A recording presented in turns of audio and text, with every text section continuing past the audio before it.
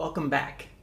In today's video, we're going to look at this oompa or oompapa style that creates a kind of jolly, happy accompaniment for the left hand, and it's what we're going to use in this section of the book for the left hand. So first, we're going to talk about the technique, and we want to have the curved fingers for the chords as we always have had, and then the left hand pinky is going to drop down and the wrist is going to drop a little bit like that, and then it's going to lift up as you kind of push into the next chords like that. So you'll drop your wrist down for the C, for playing a C major chord, which is C, E, and G.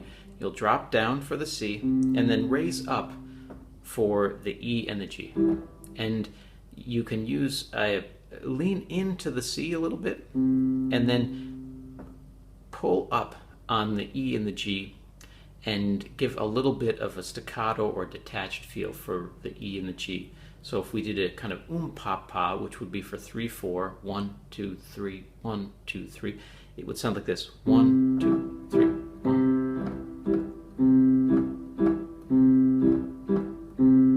1. Do you hear that the first note has a little bit more weight, and then the next two are lighter and they're a little detached, like that.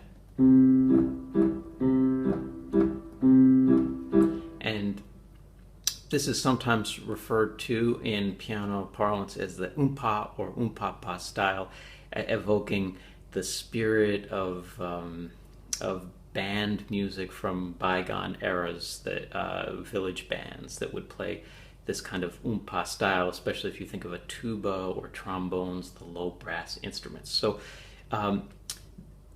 just for if you're in 2/4 or 4/4, you might just have the oompa style, which would just be alternating between the bass note and the chord, and that would be C here and then E and G, and I'll play that. The same techniques would apply. So you'll lean into the E, rather you'll lean into the C, and then you'll pull up on the E and the G, like that. So here would be just oompa.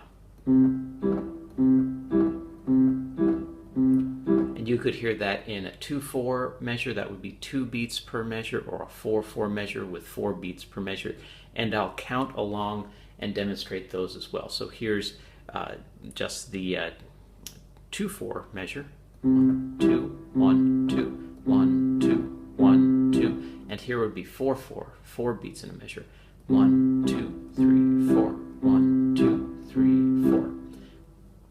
Okay, now one last thing. When you're moving from one chord to the next in this style, you'll want to make a kind of curve with your hand and wrist, rather than just going straight across. It's very difficult in the piano just to move straight across and hit the correct note, so you want to make a kind of arc going across, and it's hard to see from this angle with the camera, but instead of going just directly across, you'll want to move up and make a kind of arc or rainbow shape with your wrist and fingers, and while you're in the air, if the chord does change, you can move your fingers into that position for the next chord. So I'll demonstrate this playing an oompapa style, going from C, C, E, G to F, F, A, C, and it will be like this.